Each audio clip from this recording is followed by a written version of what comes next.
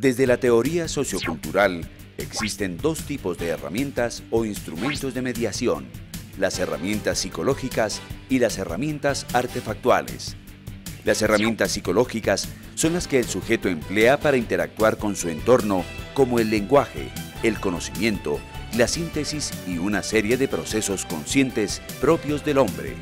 Las herramientas artefactuales son las que permiten realizar interacciones de orden material y físico. En esta categoría se encuentran todos los artefactos y las tecnologías de la información.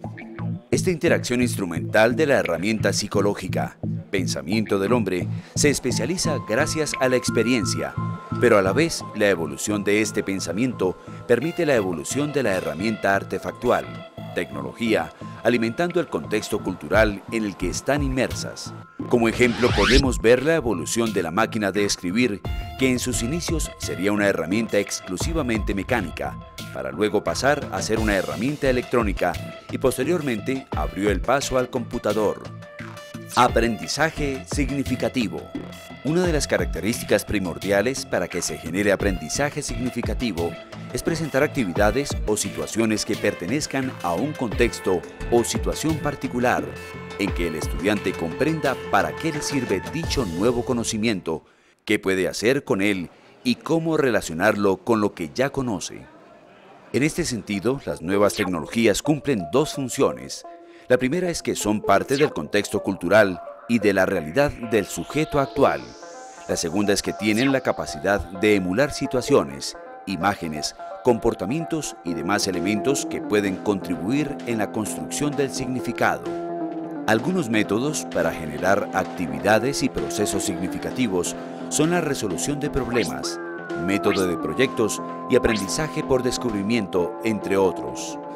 En la resolución de problemas, el estudiante interactúa con la situación, investiga, consulta, ajusta los saberes, interpreta, negocia el significado y se interrelaciona con los sujetos, lo que hace que se apropie del conocimiento socialmente distribuido dentro del significado que le otorga el contexto de la problemática propuesta. La resolución de los problemas acerca al estudiante dentro de un aprendizaje significativo y le permite la interacción con los contextos de los que nos había hablado Vygotsky, todos dentro de la mediación tecnológica que contribuye a la búsqueda, organización, gestión de la información y la construcción del conocimiento. Los procedimientos empleados para orientar la resolución de problemas se encuadran dentro del método científico. Sin embargo, existe una variada gama de aportes. Uno de los autores que han escrito sobre este tema es Polya, que resalta la estrategia para motivar en el estudiante los procesos de descubrimiento y no solo solucionar problemas. El método general propuesto por el autor está centrado en 4 pasos para la resolución de problemas. Método de proyectos. El método de aprendizaje por proyectos se caracteriza por centrar el aprendizaje en preguntas e inquietudes que los aprendices manifiestan en relación con su entorno inmediato y que, correctamente formuladas y guiadas, pueden servir para abordar diferentes aspectos del currículum escolar. Además, posibilita el aprendizaje significativo, generando un compromiso activo en la resolución de una situación problemática con el fin de propiciar la búsqueda de soluciones a problemáticas emergentes, la selección de actividades y materiales que se toman relevantes para concluir el objetivo final. El aprendizaje por proyectos sigue una secuencia similar a la utilizada por el método científico. A partir de una o varias preguntas, se exploran las posibles respuestas a través de la formulación de hipótesis, la búsqueda de información, el diseño experimental, la elaboración de instrumentos de recolección de datos, el tratamiento de la información, el análisis de resultados y su presentación final ante el grupo. Aprendizaje por descubrimiento. En este tipo de aprendizaje, el instructor no expone los contenidos como elementos construidos. La finalidad instructiva consiste en presentar una meta que ha de ser alcanzada, partiendo de hechos concretos que necesariamente deben ser interpretados por el aprendiz, descubriendo la razón de los acontecimientos mediante la elaboración y comprobación de hipótesis. Para elegir un tipo de instrucción por descubrimiento, es necesario tener presente tanto la edad de los aprendices como los objetivos a desarrollar. Veamos algunos tipos de descubrimiento. Descubrimiento inductivo. Este tipo de método implica el descubrimiento usado en el estadio descriptivo de la ciencia. Se caracteriza por partir de una premisa particular que progresivamente lleva a las premisas generales que explican el elemento a descubrir. Se pueden identificar dos tipos de metodologías que usan la forma inductiva de descubrimiento. Lección abierta de descubrimiento inductivo. Se centra en suministrar un legado de experiencia dentro de un contexto particular de búsqueda, categorización y clasificación de los contenidos. Aquí no es de importancia que el aprendiz descubra elementos particulares. La instrucción se dirige a la formación de habilidades y procesos que conllevan a organizar datos. Lección estructurada de descubrimiento inductivo. Consiste en desarrollar actividades que lleven a los aprendices a la construcción de conceptos específicos, esto es, la adquisición del contenido a estudiar dentro del marco de referencia del enfoque de descubrimiento. En este tipo de descubrimiento, a diferencia del anterior, se realizan operaciones mentales más elaboradas, donde la estructura de descubrimiento integra materiales concretos o figurativos que son relacionados con la estructura existente de forma significativa. Descubrimiento deductivo. Este método consiste en resolución de silogismos, es decir, el aprendiz debe partir de ideas generales que consecuentemente lo lleven a descubrir los enunciados específicos. Pueden identificarse tres técnicas: la selección simple de descubrimiento deductivo, la selección de descubrimiento semideductivo y la lección de descubrimiento hipotético deductivo. Lección simple de descubrimiento deductivo.